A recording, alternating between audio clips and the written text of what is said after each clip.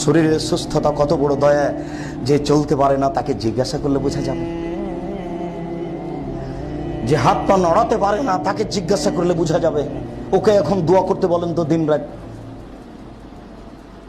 তাহলে শরীরের সুস্থতা আল্লাহর কত বড় দয়া।